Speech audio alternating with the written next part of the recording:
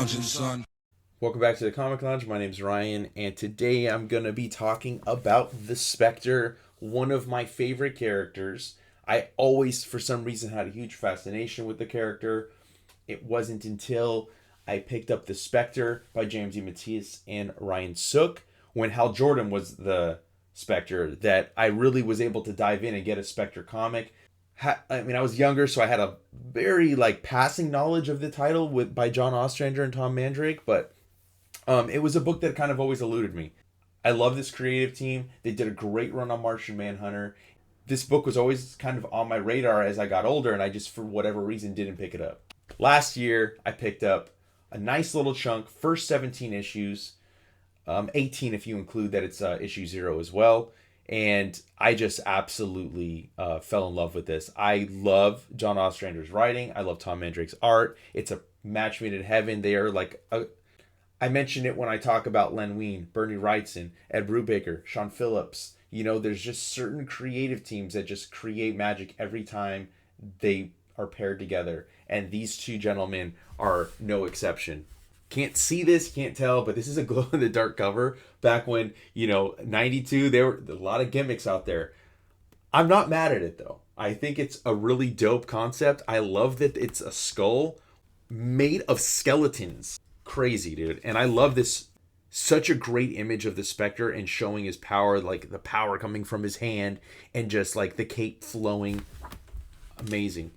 So, as we get into it, we're getting to see this, Jim Corrigan. He's been around for a long time, right? He's been around since the Golden Age, from the 50s, served at the JSA, and now, I know this isn't his first solo book, but he definitely hadn't had one in quite some time by the time this one drops. As he goes, he's visiting this old man at the hospital, and he's like, wake up. He comes in as the Spectre, but then he's like, do you recognize me? The name's Corrigan, and he's like, yeah, I was there used to be a cop named Corrigan who used to bust your ass regular as a clock. He died 50 years ago. They shoved him into a barrel of cement and tossed it into the river. So he's talking about his own death, and that's how he came back and became the spirit of vengeance. So it's so cool to get this little bit of backstory. See that Corrigan still holds a grudge, man, and he's coming after this guy, and he's like, I don't know anything. I don't know. And this caseworker is kind of eavesdropping as he's doing it. And she's like, oh, I didn't mean to interrupt. He's like, I was leaving. She tries to stop him. She tries to talk. She's like, you seem like you're going through a lot. And she's kind of weirded out. But at the same time, as she looks outside, how did you get out so fast? So she's kind of doesn't understand what's happening. And then we see this drive-by and all these guys get taken out. Corrigan, obviously, is the Spectre. Doesn't affect him. And I love how it's you have your regular panels here, but then it breaks in this manic line work here as we see the transformation of Jim Corrigan into the Spectre, and we see his powers take place.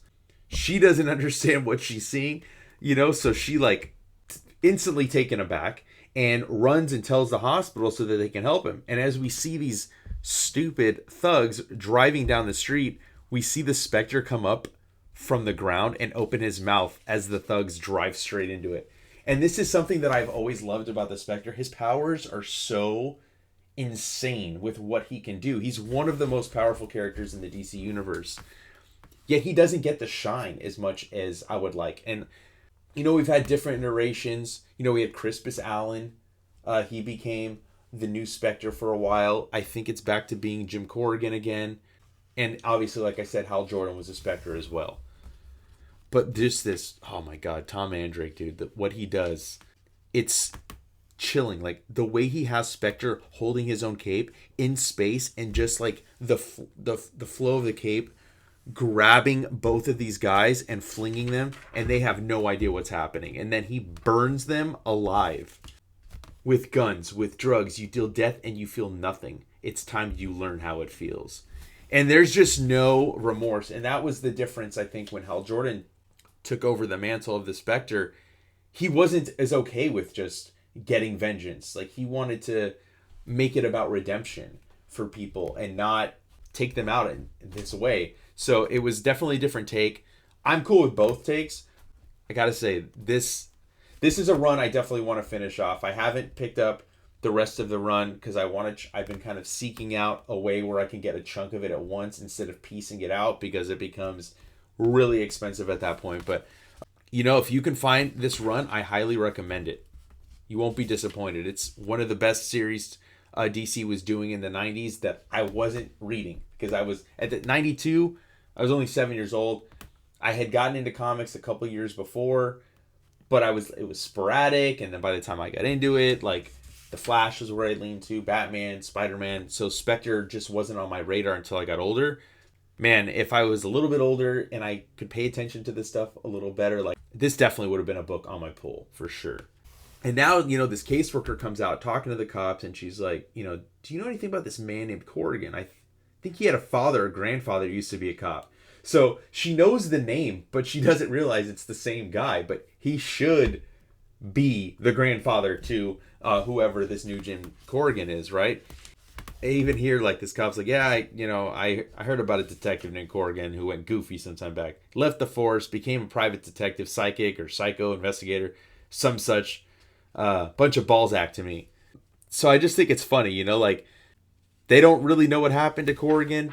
We're going to get the origin. Very interesting way to do it too, because like we're really thrust in immediately into this story. Not giving too much backstory on the Spectre and how he became who he is, but he comes back, he revisits, and then he comes back and he revisits the old man. He's like, enough like Corrigan, enough like me, hard, ruthless, violent as I was when I lived. Why are we like we are, Snipes? So he goes inside his mind.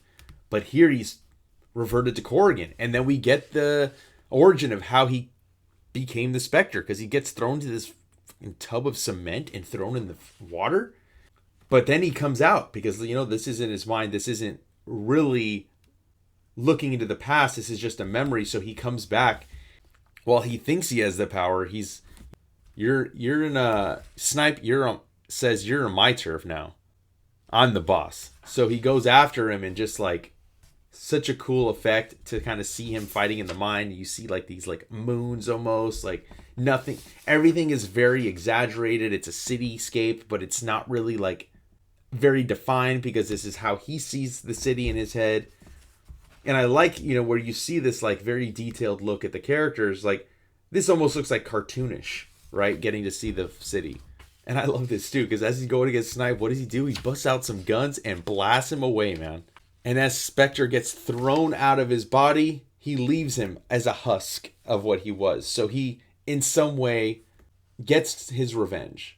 And now he says, I hope that this would finally settle the score. You were the last. My revenge is done, but I'm still not free. There is still no rest. Perfect. One and done issue. Get a little bit of sneak peek of what's to come. I miss these. I wish they'd do this more in comics. I wish we'd get letters pages. Just phenomenal, man. And getting to get, obviously going through the single issues, you get a little snapshot into what the past was. We get the Death of Superman. Don't miss it. The Robin miniseries. An ad for Candyman. But what a great issue.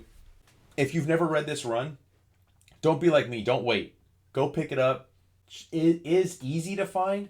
Don't take what I said when I was like, oh, you can't... it's more expensive to piece it out. Sure it is. It's definitely worth picking up. At least pick up the first issue, see if you like it.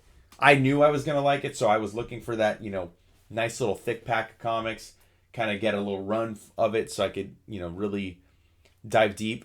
Phenomenal. John Ostrander, Tom Mandrake, great creative team, great series. You can be sure that there's going to be some more with those creators on here. Definitely going to have Martian Manhunter on here at some point, probably dive into some more, single issue stories from this run because there is so many great stories from here. Check out the rest of my horror playlist. A lot of good stuff on there, kind of related into this realm, this, genre, where you take the superhero and mix it. So nice little mix of stuff in that playlist. Make sure you like, follow, subscribe, hit the bell icon so you're notified every time a new vid drops. And on that note, I'm out.